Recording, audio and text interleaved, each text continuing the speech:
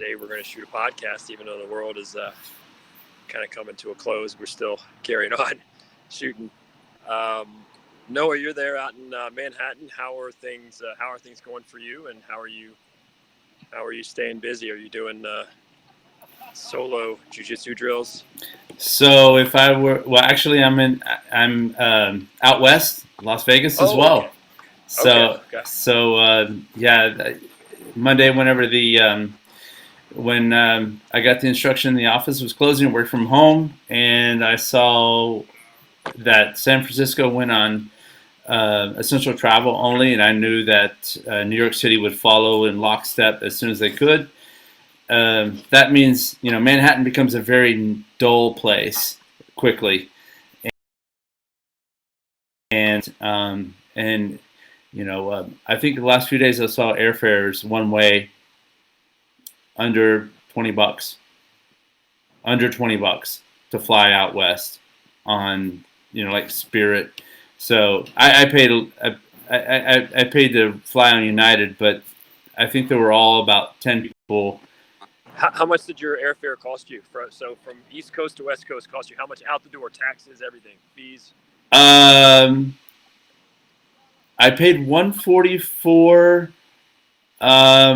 and I flew about 4 hours after I bought it. So that was on the high side, but that was also Monday. When I was looking on Thursday, you're seeing airfares of $50, $20. From New York to the West Coast. On a last minute, you can go out. In fact, here, I'll just look online right now. We'll just $50. And what would that normally cost you, Noah? $800 to $900. Now, are they letting people lock in? So let's say there's $100 from East Coast to West Coast right now. Let's say that there's a bargain deal. Are they letting people lock in? Like, could I buy a ticket for a month from now, or are they being very careful about that because they don't want to lose money? Are they letting you buy advance tickets 1 month, 2 months in advance at that rate, or are they only fire sales like for this week or the next week? Okay, so let's say you want to fly Tuesday, April 7th, come back on a Saturday, round trip out of Vegas to New York. I wouldn't fly on these carriers, but if you wanted to, round trip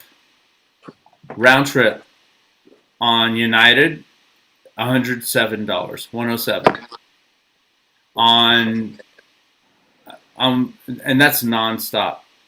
Nonstop on Frontier, $33. Round trip, $33. Bro, you couldn't drive from one corner of your city to the next for 30 seconds. I mean, in Henderson, Nevada, right? Henderson, Nevada's got a lot of area. I don't know that you could drive from one end of Henderson to another. It probably cost you $30. But yeah, and I know right now United's and Delta, they're all waiving change fees. So if you buy a ticket, like I know I can speak for United, if you buy a ticket during the month of March for travel, anytime that they have scheduled travel for, typically they'll charge you like $150 to $200 change fee, in addition to the net change in airfare.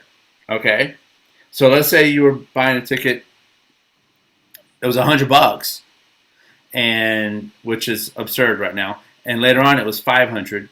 You'll still have to pay that differential if you want to change that flight.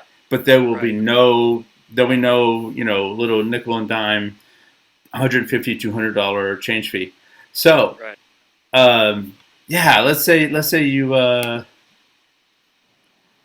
let's shoot this out from April to May. Now let's see if I think I would assume the airlines. Oops, let's change this month from here to May. Oh.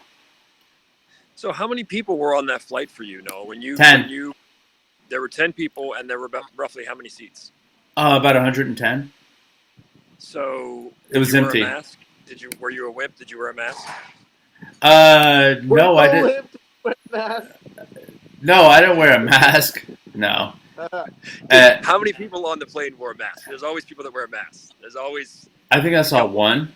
Okay. Okay, $195 round trip on United a month from now. Or 2 months, Okay. a month and a half, 6 weeks from now. So, oh man, that is so cheap. It's still Frontier Airlines. They're still leading the charge, $33. So That's ridiculous. Your fear level was what during the flight and during everything? I mean, because again, you're at altitude. There's not the same circulation and ventilation. Altitude just kills hydration too, which means that toxins become more stagnant and still in the body. So it is tough when you're confined to an aircraft, especially if there's a lot of people on there and then there's all the germs.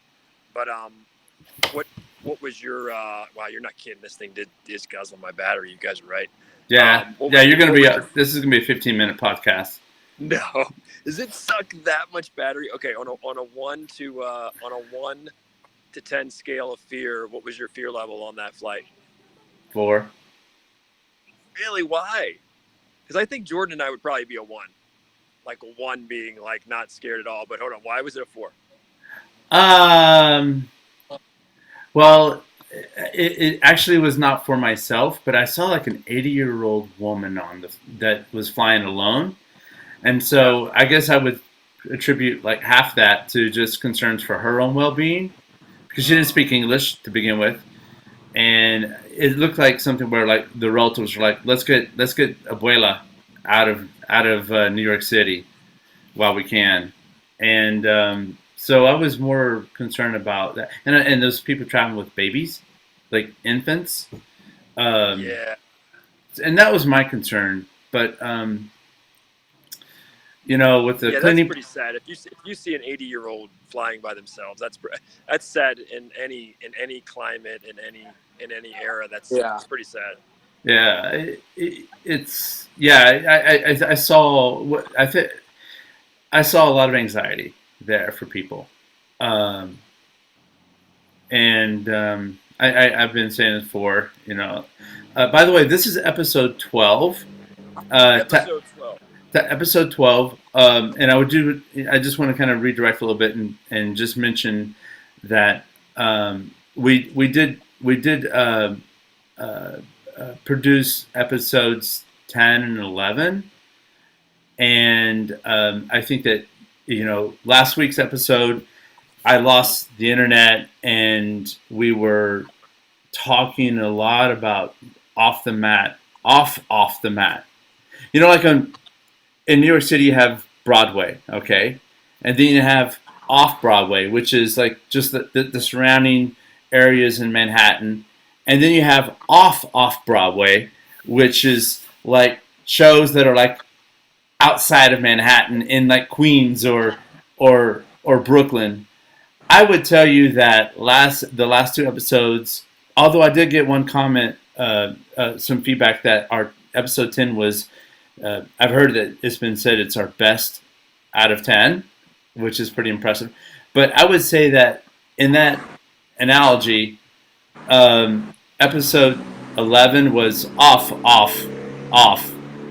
Jiu Jitsu topic. So I think What's up? Can you guys hear me okay? Yeah.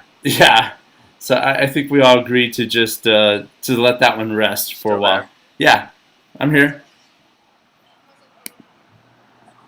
I see Jordan's left the scene for a moment. I think he just went black. Such an energy hog. Can you hear me okay now? Yeah, fine. Yeah. Oh, so I don't know. I think Jordan probably lost his battery power. Yeah. So Frank, what happened to Jordan's like? We're explaining what happened to episode 10 and 11, and then Jordan vanishes. Yeah, it's Jordan. What? Yeah, it'll pop back in a second. I'll keep my eye on the. That's very coincidental. Yeah, is that not a coincidence? No, that's how a ninja. That's how a ninja operates. That's how a ninja. Like, I want no part of this. Oh yeah, no, not for long. Broadway from Jordan. Yeah, not for long. Not for long, because Jordan, with where the are Mac, you? There he is. I don't know what happened. that's Come right. on. I don't know what happened. What I the was heck still happened to here. you? I was still here Was the that a whole statement, time. Jordan? Were you making a My statement? screen Were just you? went black. I lost my audio. You know what? I think let's start with that. I don't know know what Jordan, guys. if I woke up from a coma. If I woke up from a coma because Jordan sunk in, and like those rogue videos I see from Brazil where these black belts and upper belts are holding the chokes too long just for demonstration purposes, which is scary. Hey, If I can't hear you, Noah. I hear you just fine. Check your audio. How I hear dare Noah you? just fine. Yeah, it's all on you. Um, if I had woken up from a coma, I would be like, dude, where's my planet Earth right now?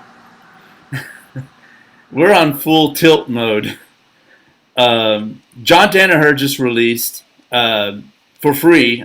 Noah, can you check? I can't hear your audio, buddy, or Jordan. It's you. Log in, log out. Yeah, I can hear you. I Maybe can it's hear my you and power. Frank. Maybe. I mean, Noah. Yeah, I think we're losing Frank. Bye, Frank. I'm gonna text him here. Yeah. Oh, I see. I got it. I was gonna try that. Yeah, do that. There we go. And then there were two. Hey, I'm still here. That's right. Oh, you're never gonna leave. I know that. You're. Jiu-Jitsu today, guys. I ain't Tell scared me. around. Tell me. Wait. Yeah. Tell me. Tell me what you've been working on. Oh, I'm about to post a video of what I've been working on. I've been working on the reverse Kimura. The reverse Kimura from the top to past the butterfly guard. I looked all across the interwebs, all across online, YouTube, Instagram, Google videos. I looked and tried to find this. I can't find this anywhere. Okay. I'm using the reverse Kimura from the butterfly guard to pass. Just Okay. like you would pass butterfly guard using the normal Kimura trap, normal butterfly guard, you grab a Kimura from the top, you roll out of the butterfly guard, you can pin to the hip, and you're going to Kimura trap. You can do a bunch of things from there. Just like that, but instead of normal Kimura, I've been using the reverse Kimura from on top in butterfly guard to pin to the hip. And then now I keep my head pressure in their chin, and I roll over that same side shoulder. And it works just like the normal Kimura trap, except it's the reverse Kimura trap, and I use it to pass the guard. All right. You know what? When I have some time after next Saturday, let's work on your website, jordanwearsnogi.com. Hey. So we can have a module that your Instagram posts can fly in there. Hey Frank, can you hit mute real quick, Frank? Frank, mute real quick. Mute real quick. What? I'm asking him to mute. Ah, man, killing us. They'll drive away. Yeah. It's an emergency. Yeah, they're in emergency. You think that was bad for you? That was. You think that was bad for you? Yeah, that was bad for me. Yeah. I was saying though, I'm going full blown Jedi mode in my jiu-jitsu training now. It's just all mental for me now. I just monkey see, monkey do jiu-jitsu, just like John Jones. That was John Jones's MMA career has been built on monkey see, monkey do, just watching stuff, see it one time, do it. And I think that's where I am right now. I'm just at a place where I just watch a move once or twice on Instagram, and then it's just there. I'm ready to do it. I don't need to drill it a lot.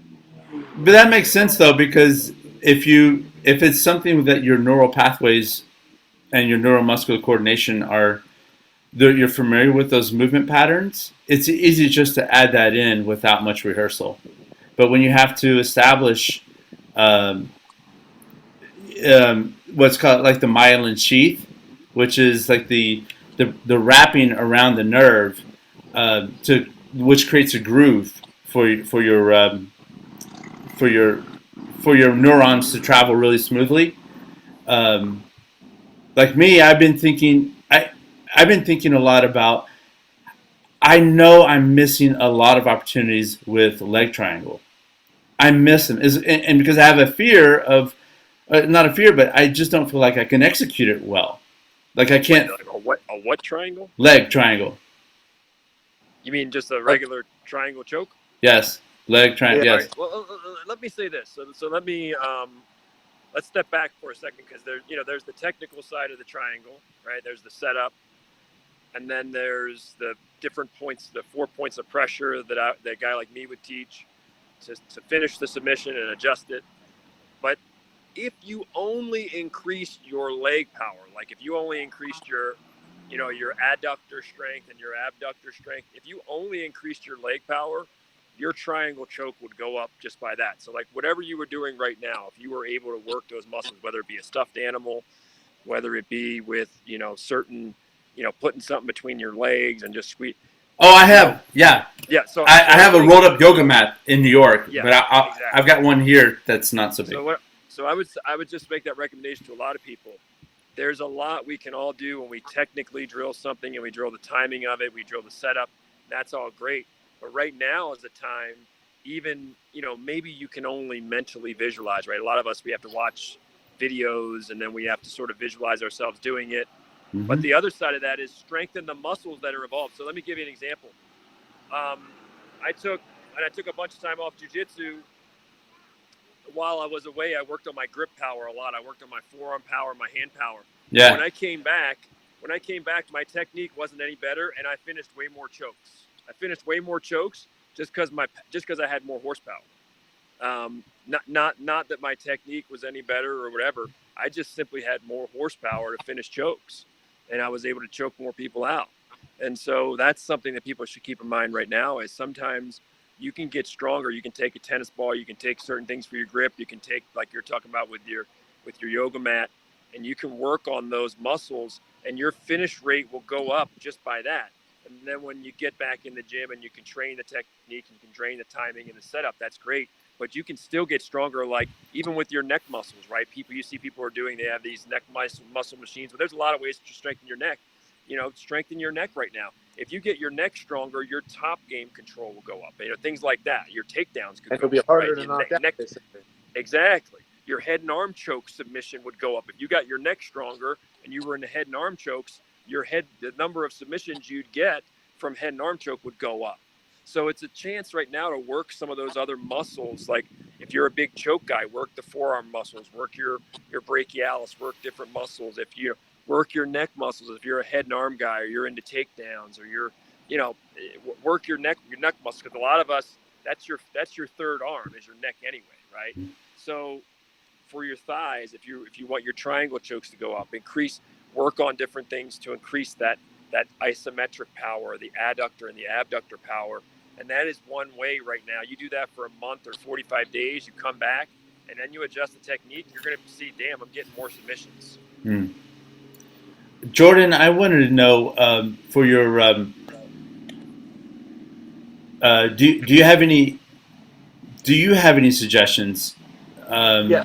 for technique from the 10th planet realm that you want to throw out there?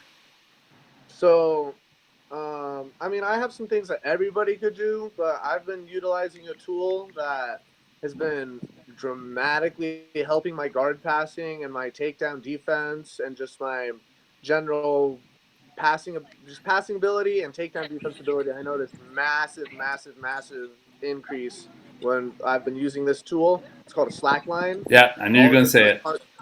a cargo strap in between two trees, and you walk across it. You could do, if you can do pistol squats, if you could try and do a pistol squat on the slack line, it's very difficult. Just doing normal squats on a slack line is very difficult. Just walking across and standing on the slack line is difficult. But if you can master walking across like a slack line, maybe doing a couple squats on it, and just standing on top of a slack line, keeping your center of gravity underneath you and walking on that slack line, it's going to strengthen all the stabilization muscles in your ankle and your knees. It's all the muscles that are like difficult for you to work out. You know what I mean? Stand on the Yeah. slack, and then your ankle starts doing this. Oh yeah. That's working so many different muscles at once that you don't even realize. You know what I mean? Oh, And it's it's also working your balance, and it's also yeah. working your brain, like you were talking about. Yes. You have to focus. You have to really, really hone in and focus on the workout. It's not just like benching or like Uh-huh. doing sit-ups or doing like a normal workout where you're just not thinking at all. You're actively using your brain to use your balance, and you're also actively using all your stabilization muscles to keep you on that slack line. And ever since It's I started doing that, I've noticed massive, massive, massive benefit from my takedown defense. People can pick me up in a single leg, and like I yeah. can hop around on a single leg, no problem. Like Yeah. take me down now. And when That's I'm back in awesome. the guard, I can do squats and like get into a combat stance and squat down and pass and do dexterous things with my legs a lot easier than I could before. So it's been a big benefit to my game. But if you don't have a slack line, because a lot of people don't have access to a slack line, just doing mobility squats, just doing a squat sitting, keeping your back straight and sitting your butt all the way down to your heels, like Mikey Musamichi, standing up, sitting all the way down to your heels as low as you can sit your butt down, and then standing straight back up, doing Okay. mobility squats like that, or pistol squats. If you can do a pistol squats have been massively helping me. A one-legged squat, you act like you put both your arms out and you act like you're holding on to two ropes. You kick your foot out and then you sit your butt straight to the floor and then you stand back up on one leg. Just that helps your mobility, helps your stabilization, helps your explosiveness. It's just great for grappling. Have you tried a Bosu ball? Because like a half, so it's flat on one side Yeah. and the bubble. I Yes. I have one of those in my apartment in New York, and I'll get one for the West Side here. And what I when I go to the gym, they have them there, and I will get Yeah. on top of it, Been a lot. and they have rings on it. So I'll start with my feet fairly wide, and then after a few minutes, I'll work them together, and I'll stay on that ball. I'll stay on the bubble side instead of the flat side. I'll stay on that and for about 30 to 45 minutes listening to, like, that handpan music, like Yeah. that. So I'll listen to that, and I'll just get into it, and I'll be sweating, and I get to see the differences from my left and right side. It does help out a lot, and I know that the more I do that. That I was gonna say that Bosu ball is a lot similar to a slack line. If you do not have a slack line, the Bosu ball kind of emulates what a slack line does. The Bosu Yeah, ball is very good too. that's something. Yeah. So I think what both of you guys are talking about. I mean, this is a chance where, because again, you know, we say, hey, technique conquers all, and technique over this, but look, there's a reason that a lot of guys in the fight sports and the combat sports and sports in general use steroids and they're using performance enhancing drugs. It's because technique doesn't conquer all, right? I mean, technique does not it's not going to hit you 60 homers in baseball, right? It's not just all technique. It's not just all hand-eye coordination. There's a lot to be said for horsepower, and so I would also say, I would add to it that, a lot of people out there in jiu-jitsu, this is a good time to actually train your stand-up. Meaning, I don't just mean your stand-up in terms of, shadow sparring and boxing. That's all great. I do that. I recommend that. And that's easier to do right now. But I would say with an emphasis on your foot movement, like Jordan's talking about with your leg power and your balance and what you're talking about. And in addition, working on your foot movement. And foot movement, Yeah. you can pay attention to your, a lot of people, they have really bad foot movement, whether they're trying to pass someone's guard, whether they're defending the guard, you're standing over top of another guy, you don't realize your feet are in terrible position, you're off balanced, your posture's terrible. The same with stand-up fighters. A lot of stand-up fighters, when they throw punches, they're off balance, their feet aren't balanced, their feet aren't in good position. So this is a good time to get to emphasize. You talk about distance management. Distance management is relevant not just in boxing, not just in kickboxing, not just in wrestling. It's relevant in jiu-jitsu. It's always relevant. And your distance management starts with posture, but it also starts with your foot movement. So paying attention, digging up some drills out there on what is good foot movement. You look at even somebody like a Leandro Lowe, who is a master of passing people's guards. And some of that is just that, this is a guy who has a great natural sense of balance. He's very long. He can distribute his weight and do things a lot of other people can't. but he does have some pretty nifty foot movement too, and he's able to keep his feet away from his opponents. But this is a good time, I think, to emphasize, get back to even sort of the capoeira part of jiu-jitsu, where the intersection, where the capoeira part, where your foot movement is a big deal. And your foot movement, even if I was trying to pass your guard, understanding your foot movement and your distance management, how far your feet are apart, when your feet are a certain length apart, where's your posture, where's your head. This is a good time to sort of analyze, like we're doing biomechanically, right? Going and looking at what's your balance, how do you make the muscles that are relevant for your submissions, how do you make those muscles stronger, how do you reevaluate your foot position and your body posture. This is the time to do all that. You can do a lot of that at home and feel like, okay, am I balanced here? How quick are my feet? How if you were standing up and you were defending yourself, how's your foot movement? How's your distance management? How quick can your feet move?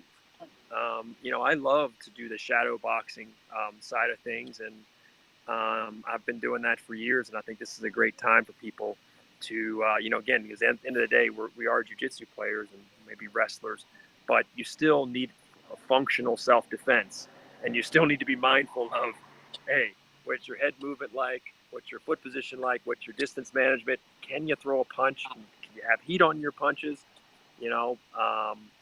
All that stuff matters, and this is the time to practice that stuff. I have a question for Jordan, and then I'll ask it of you, Frank. Yep. On my way out of Manhattan, I was on my phone looking at it, watching judo. Because I've been fascinated lately with the technique. I think it's called a kneeling no yagi. It's you take someone, you step in between their feet, you kneel down, and you toss them over you. And I've been fascinated. So I started watching videos of how just for fun. Huh? I think that's Ippon Serenage, they call it. Yes, that's it. Ippon Serenage. And the Ippon is standing, and there, I believe, and then there's where for us in our jiu-jitsu, instead of standing, John Danaher and actually Travis Stevens has a really good video, and he breaks it down to where when the technique, and I've only done it a few times as a white belt, just playing with it because I didn't know monkey see, monkey do, but there's a technique, part of it where as you go down, as soon as your butt hits your heels, which is really good for like what you're saying, Jordan, with the with the balance technique. As soon as your butt hits the heels, you spring back up to bring your opponent over you. My question to you, Jordan, is how has judo influenced your technique? Oh man, judo has massively influenced my technique, especially right before this quarantine. I was studying a ton of no-gi judo. I was like studying a ton of no-gi judo, and I was even posting like some funny videos to my Instagram, saying the judo terms because some of the judo terms are a little funny. Like I was like, what are the terms? There's four major trips that have really changed my game. It's like so there's Osotogari, which everybody knows Osotogari. Osotogari is like the normal outside trip that everybody does. Even like you'll see little kids doing Osotogari. And then there's Kosotogari, where instead of using your cross leg, you use the same side leg. And then there is Uchi, where you inner hook the same leg. And then there's Kouchi, where you inner hook the opposite leg. So Okay. So uchi is like inner, and kouchi or ko is outer. So like osotogari is inner, and then kosotogari is outer or whatever. But there's pretty much the same exact throws, and they all correlate together. They all like go hand in hand, and they're a lot of people don't do They may do one type of inside trip, they may do another type of inside trip, but not a lot of people are doing all of them in combination. You know what I mean? Like a lot of people do the arm drag to inside trip, or some people will try and hit like the Uchimata style, what they call it, Uchi style outside trip. Like you'll see where Yoel Romero doing that one a lot too, or like some guys in the UFC. Like not too often do you see them doing the combination of both of them. You know what I mean? Whereas like usually they're known for one inner throw or another outer throw. You know, like whereas if you get good at combining all of them, I feel like you could have like a really good threat from like no-gi judo. You know what I mean? Because I feel like these throws are really underutilized. Not a lot of people are utilizing these trip throws. I was doing a bunch of them before this quarantine. There's a couple of techniques that I saw during those clips of UFC with the guy pushing the other guy up against the fence. Yes. And so they're all right there. Those inner trips are right there. yes, yeah, that stuff's crucial for an active MMA fighter like you. Frank, how have you used judo in the orthodox judo techniques in your career? Well, I think this is Frank's an more of a example. wrestler, I think. Yeah, but I'm curious. But this is an example. So when I was a white belt, I remember that I did my first tournament, and in my first white belt tournament, and I probably had like 4 months of experience. And in the tournament that I did, there was a wrestler. So I came from a wrestling background, and then there was a guy from Japan who was a 2-stripe black belt in judo. So he was a white belt in Jiu Jitsu. Oh man, he was a 2-stripe black belt in judo from Japan. Okay. Yeah. The guy didn't even speak English, right? Oh man, Frank looks like he just. We lost the story. Frank looks like he just drank a big old gulp of pickle juice. If only I knew this story. I know. We've lost him. See, I told you that batter power eats him up. Yeah. All right, I'm gonna have to kick Frank out of the scene. I kind of like having him. This is gonna be our steal for the.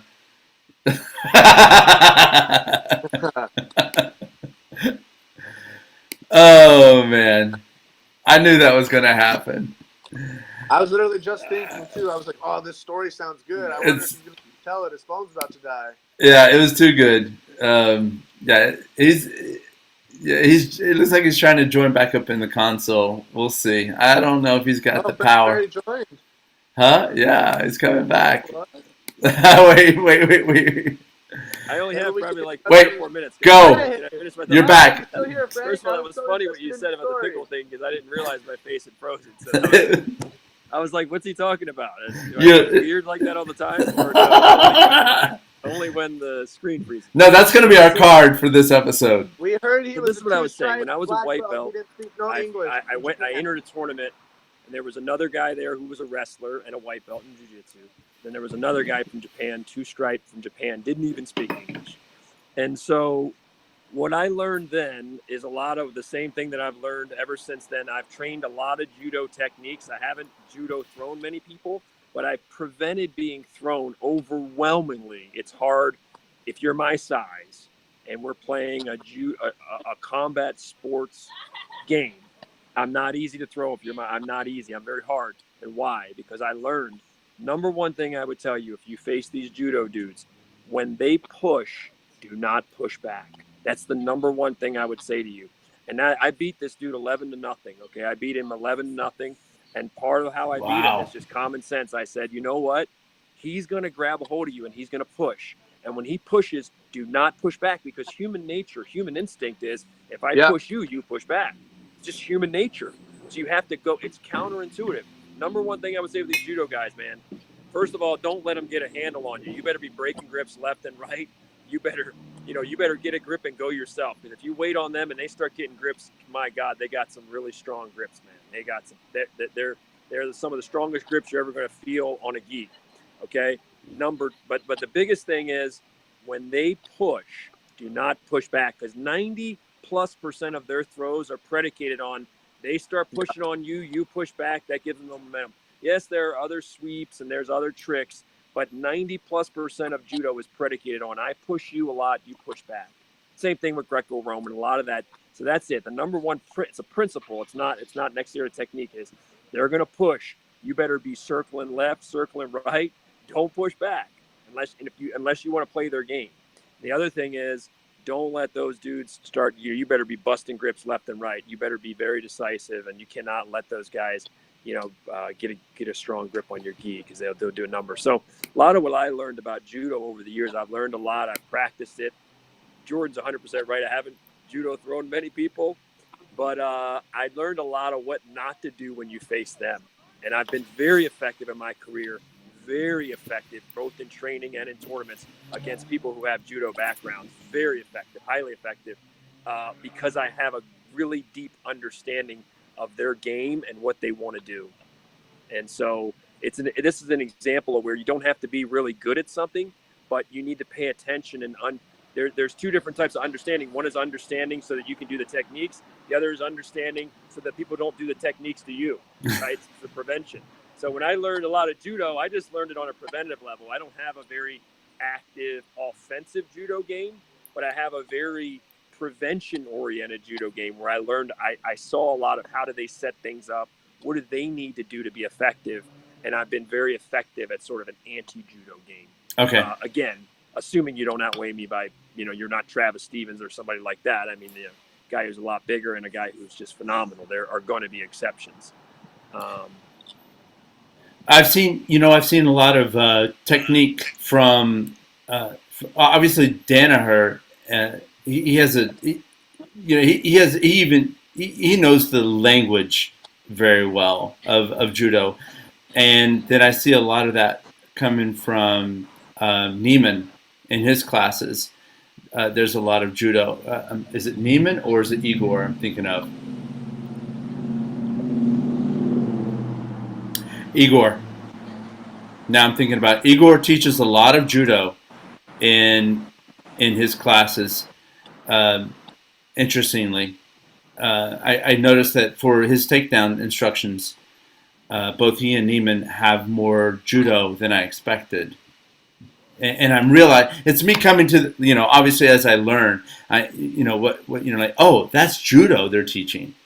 That they're teaching judo takedowns, judo throws. I think for the street too, I mean, nobody would expect you to judo throw them. Nobody expects that. Right? People are worried about getting punched or getting kicked. Nobody in the world is thinking about, getting hoisted like that. And that can end a fight quick. Not just because somebody could land on their noggin, but it could land it quick because the psychological impact of, even if somebody didn't hit their head or whatever, just the fact of a guy you slam a guy on concrete, even if he's okay, it's usually the reaction 99 out of 100 is going to be, okay, I don't want to do this anymore. It's just in a tournament or on the mat, if you're training with a guy and he judo throws you, okay, you know how to break the fall, you keep going, maybe you submit him. But if that's on cement, concrete, dude, you're most people are going to psychologically be done. They're like, okay, enough of this. I don't want to play around with this guy. You don't want that to happen a second time. There's one jiu-jitsu player that's well known who he has a bad reputation. He was supposed to fight, I think, Gary Tonin or is someone huge, and he has a reputation of backing out or canceling. Oh, hang on, I'll get you a name. But his technique for doing this. What's that name of that technique again? Ippon Seoinage. Seoinage. Ippon Seoinage. Jordan, Instead of straight over your shoulder, you know what he does? He turns and the opponent hits their head on the mat. He throws Yeah. So hold on, I'm gonna get you that name because I'm like, oh, this guy.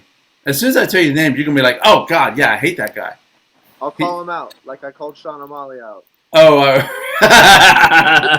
Podcast. That was one of the podcasts we deleted, huh? I gotta recall him out.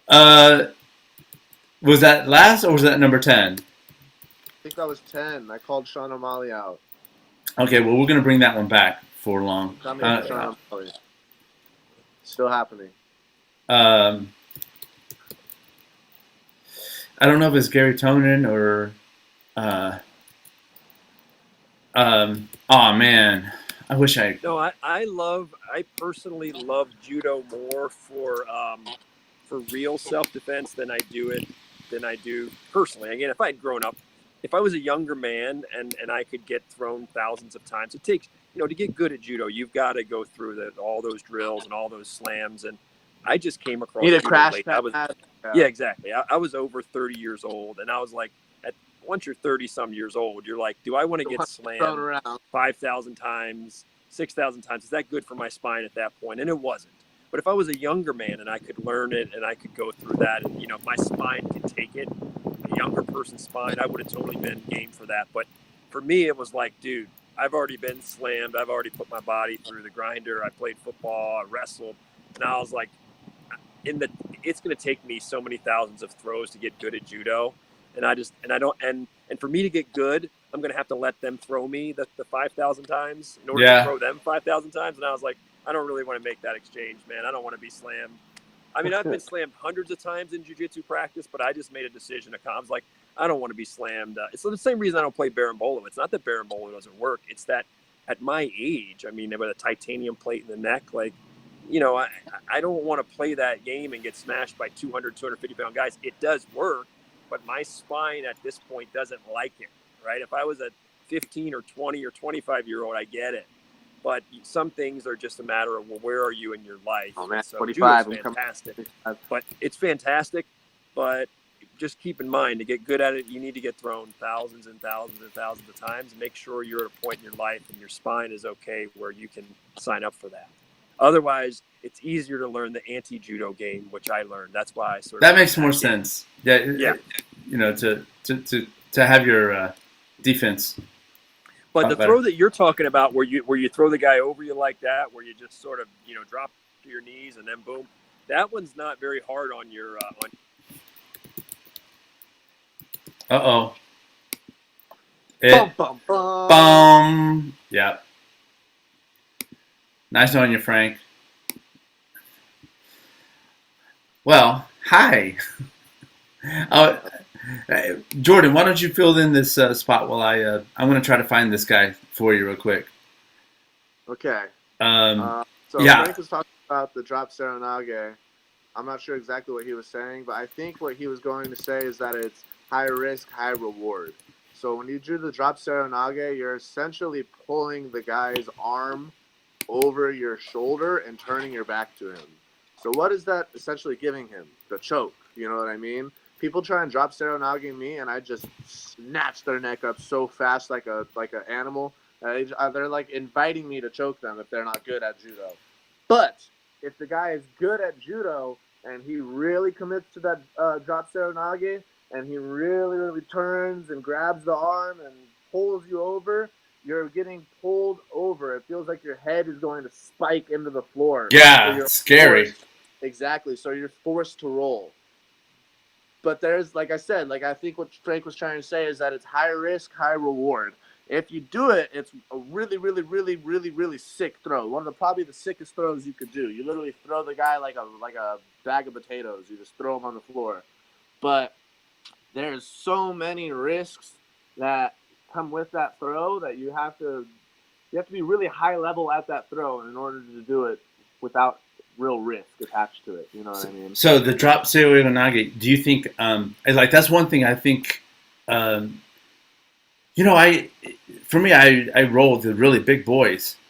So I would have to have some strength to come, as soon as I turn in and because when you turn in, that's when you load them up, and then your hips come down, and as you come back up, you're launching them So- over. I don't know if I have that strength to pull them over me. So there's two variations too. So we were just talking about the drop serenage.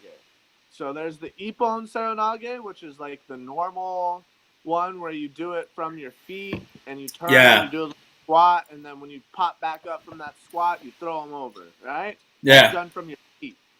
But you can also do this same throw. It's more common in wrestling. They actually do this throw in wrestling, but they don't do it from the feet like in judo. They do it straight, where they'll turn and then they'll drop to their knees. Yeah. So they'll turn and then they'll drop down to both knees, and then you just throw them over. It's a lot easier when you drop down to both of your knees. That's the drop serenage. Drop serenage, you're using more of the momentum coming forward, and then you're like the way I think of it, like we called it a tabletop in school. Okay. Somebody would go on all fours, like in a table position, like two hands on the floor on their knees, and they'd stand behind somebody who's standing up, and then you push that person with somebody like in a table position behind them, they're going to, like, say there's somebody's right here, over here, Yeah, there you go. and then there's somebody squatted down behind them, and then somebody over here pushes the person so that they have to back up, and then their knees hit the person, they're going to fall down, right? That's a tabletop, right? So like somebody would push you in the chest, and then there's somebody crowded down on their knees behind you, and then wow, you fall over. Uh-huh. That's almost like a tabletop, but from the front. You're just going, they're going to be pushing into you, and then all of a sudden there's a block down in front of by their knees. They have to tumble over the top and keep rolling. You know what I mean? Ah, yes. Okay, I visualize it now. All right. Yeah. Yeah. So I got that name for you, but interesting. Here's how I found the name. I just typed in Jiu Jitsu competitor most hated. Arguzam. Huh? AJ Arguzam. So there's a BJJEE.com. So has this article called the hate the. Let me try that again. Here are the 8 most hated / controversial BJJ personalities in no particular order. AJ Arguzam's for sure on there. All right, but the guy who I'm talking about is on this list. So I'm going to read this list to you. You know, there's a way I could share my screen in this app, and let me see if I can do that real quick. This is just 2 of us. See if I can change. Experimentation. Oh yeah. View dynamic overlays. Let me see. No, I just want. Oh, let me hit all. New video. Oh, view video assets. Yeah, I don't know about that. So I know that when I check in, when I check in to start the show, yeah, no, I don't want to upload assets. It asked me, do I want to use microphone and video, or do I want to do screen share? No, I haven't messed around with this thing that much, nor do I want to. All right. I have like other things to do, You can just speak to me. So, anyways, here they are. The list. I'm just gonna read off the names. Brendan Schaub. Brendan Schaub? Horian Gracie. I love Schaub. Horian Gracie. Henner Gracie. Hyan Gracie. Wow, this list is Eddie Bravo. I hate the Gracies. The Gracies are terrible. Hollick Gracie. Oh yeah, the Gracies are horrible. Lloyd Irvin. Yeah, I heard some bad things about that guy. Yes. And last, Herberth Santos. Oh, Herberth Santos. So, Herberth Santos, if you watch his videos, He's cool. I don't know that much about him, but I've seen him as a competitor. He's a tough competitor. Okay, yeah, you respect it. Okay, you respect the competitor. He taunted an opponent who was injured. There's some unsportsmanlike things there that I don't think you would agree with. Maybe not. I don't know what he does. Once you look into it further, you might. But he has his drop seoi nagi, where instead of him go over, he just does this side thing where the guy goes down and they bang their head. He's got a technique where he smashes their head into the mat. Nice. Sounds good. I agree. I want you, please. I want you to use that in one of your fights. I want you to. I don't know the rule set for your fights, but if you were to do a drop seoi modified drop seoi where the guy goes down like that, you see the technique. If you see the technique, it is nasty because the guy goes down on his noggin. I'll send you some links to it after the show. I know what you're talking about. Like I was saying, sometimes you could do the drop serenagi and make the guy smash his face in the mat. Yeah, Knocked you out. go straight down. Yeah, you go straight down. You're eating the mat the way he does it. Knocked out from it, like cold. Yeah, that would be sweet to see you do that to an opponent. I'll be like, yeah, I mean, people go, oh, that's a one-trick pony kind of technique. Maybe, don't get close. I really like hitting people. I know you do. It's like a really good feeling. I know you do. I should hold the mats for you as long as you don't hit me. Too beautiful. You know what I realized too, that I haven't done enough, that it's going to probably make me take more people down, unfortunately. I really do enjoy beating people up on top, like just holding somebody down in their like half guard or full guard and just beating the shit out of somebody. Yeah. It's a lot of fun. Yeah, that's why I've been like, please take them down, because I just want to see you go to mount or side control and just It's actually really hard to ground and pound people from. You can I want to see elbow action. Punches. I want to see elbow action. Yeah. No, elbows in this amateur promotion is dumb, dude. Well, they don't allow that. Not even that. I'm fine with no elbows, but they don't even allow any type of leg locks. The only leg lock they allow is straight knee bar, which is fine, cool. They allow straight knee bar, but why not straight foot lock too? Straight ankle lock. They allow straight knee bar, but not straight ankle lock. I can break somebody's knee, but not somebody's ankle. How does this make any sense? Where's the logic behind this? I don't get it. Right? Sure, don't allow me to do heel hooks, whatever. Sure, don't allow toe holds. Sure, don't allow slicers, compression locks, whatever. But if you're gonna allow knee bars, you've got to allow straight ankles too. Like either no leg locks at all or straight ankle, straight knee. You know what I mean? I just don't get their mindset behind knee bars only. Like, as your motivation for how you train, how do you keep a balance between scoring points and just getting the W versus putting on an entertaining fight? Scoring points don't matter to me. Yeah. In MMA, scoring points. So you're talking about in MMA? Yeah. MMA, scoring points definitely matters in MMA, but how are points scored in MMA? You can't tell me. I can't tell you. Yeah. You can speculate. You know what I mean? Yeah. These judges don't know what the hell they're doing. These judges don't know what the hell they're watching. You know what I mean? How do you win? You look good for the crowd. You look good for the judges. That's how you win a fight. You hurt the other person and you look good while doing it. Right? That's how you win a fight. It's, so I just worry about having fun for one. I want to be having fun. If I'm having fun, the crowd is having fun. And I just worry about scoring as much damage as I possibly can. I just worry. I'm always constantly trying to hurt the dude. So I'm constantly trying to hurt the guy, and I feel like I'm hurting him more than he's hurting me.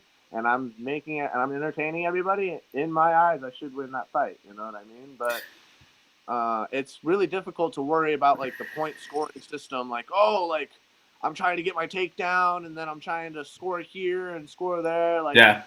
Even the pro guys, they think they know how fights are scored, and then they try and just win a decision, and then they end up losing the decision because the fucking MMA judges or the MMA guys don't know what the hell they're doing. You know? Yeah. So I've always never cared about a decision. Even in Jiu Jitsu, if I win by a decision, if I have to have somebody else tell me you won this fight, I didn't win that fight. I want the dude to tell me that I won. Nice. You know what I mean? I like want it. the guy to tell me you win. You know what I mean? Okay, don't kill me. You know, like I don't want anybody else but that person to tell me that I won the fight, or else it doesn't really matter to me. Train to submission as always. yeah, submission, TKO, knockout. Like I Mm-hmm. want to finish you. Or even if I don't finish you, I want to beat you so badly that nobody's questioning it in the room. You know what I mean? If it's a close fight, then it's always debatable who's going to win the fight. You know what I mean? So Yeah. I've never cared about winning the decision. I literally care zero about winning a decision. I mean, I care about having a lot of fun and hurting my other opponent while doing it. I envision, because of your non-orthodox style, you have some interesting techniques that you look and go, wow, yeah, I didn't think about how you look at that and how you do that. Do you have any? Okay, so right now you're working on, which a lot of guys in the UFC don't work on, and that's the strength of their ankles, which is what you're doing with your slackline and your balancing technique. I just to invert the conversation a little bit about, I'm seeing that inversion. Inversions are in yoga, where you go upside down. Yeah. And I can't. It would be interesting to see if you could figure out create your own technique where if you're using your hands on the ground in a certain way, if your flexibility is such to where your hand is on the ground and you're moving your body in such an unorthodox way, where if your hand's on the ground and you position your body, I'm just thinking, like, okay, imagine if we were in the green smoke for a while, and would there be a way that, like a primate, if a primate could use their hand and their foot in a novel way? I don't want to say like donkey guard, but something just that unorthodox. Because like if you were to handstand, you'd handstand and walk over to this dude with just your feet in the air. Whoa. I'm getting crazy.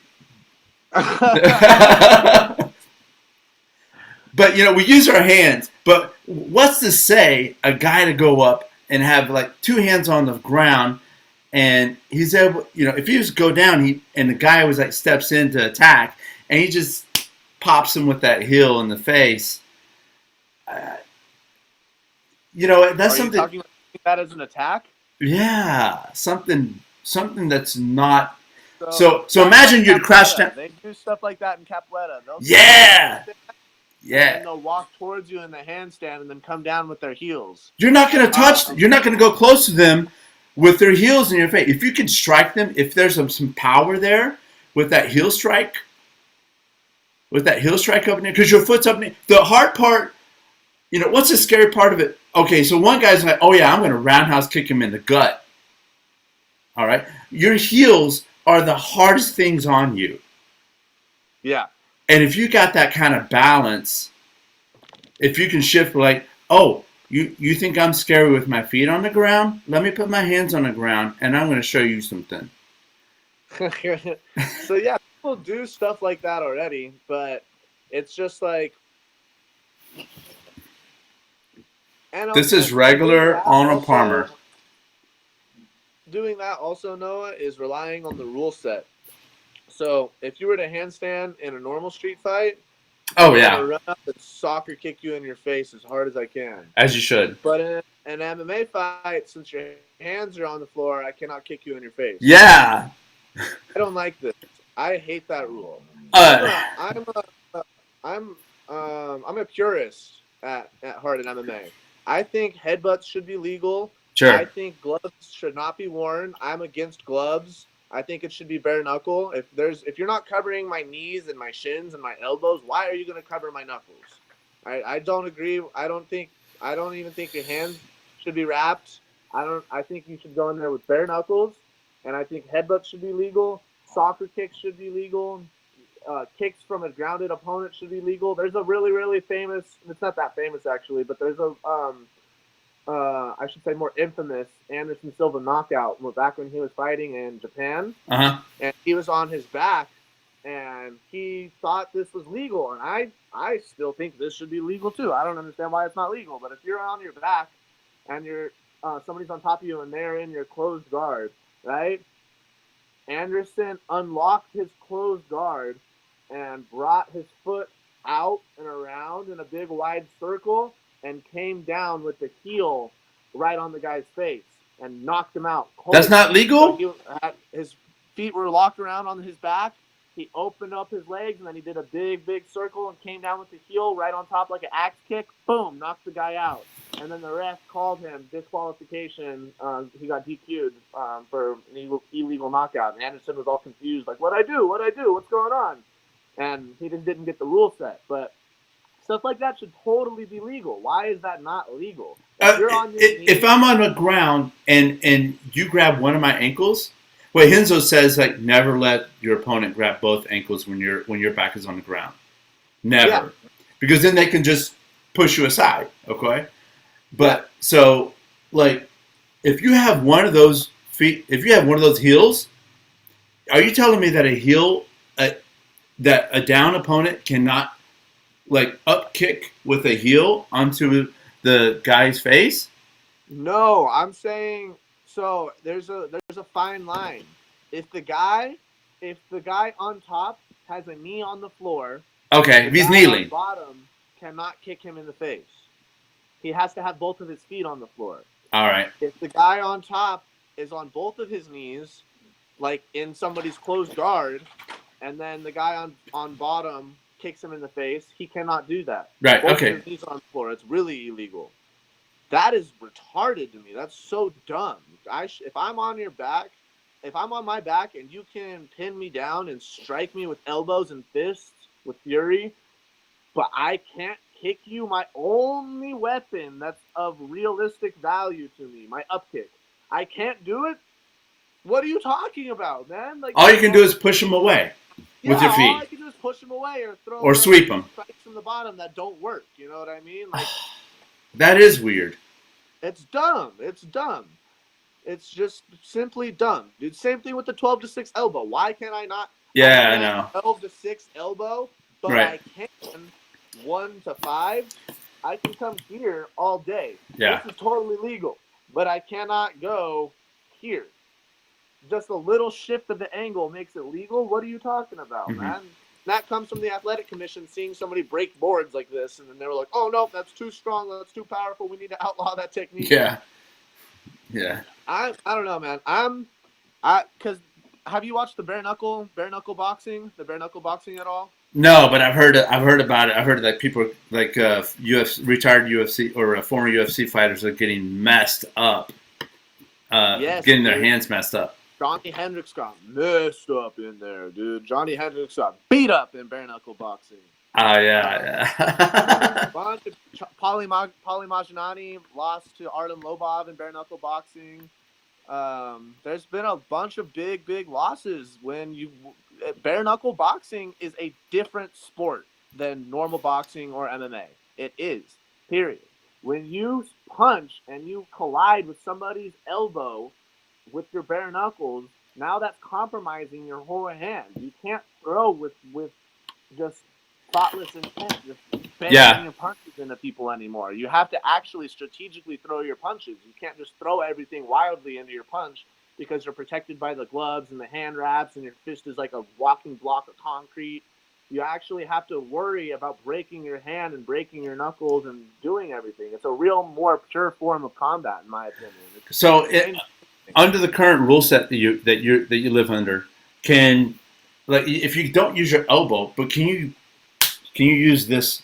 Can you use no forearm strikes? No forearm strikes either. Nope. Man. No wrist strikes even, brother. No wrist what? No wrist strikes even. No wrist strikes. I can't even hammer fist. I don't think. I think no. I can hammer. I don't even know if I can hammer fist. I gotta re-ask them. I don't really care. When I go to the rules meetings, I don't listen to shit they say. I'm like, I'm here to fight somebody. I don't want you guys to stress me out with these rules. I'm just. Yeah, that's tough. It's tough to encounter these rule sets. But anyways, I was thinking that, I was just getting kind of crazy earlier about, thinking of, someone with your athleticism and your type of your fighting style, um, is there anything that you're working on um, that comes out of this?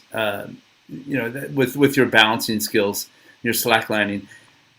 Do you see any applications, any little skunk work moves you're working on? Oh, it's making my kicks tremendously better. My one leg balance and my one leg dexterity is getting so much better. My kicks are just getting tremendously better, because a lot of people don't know this or about me. But when my first 3 years of training, I was training at a place called Sunset Boxing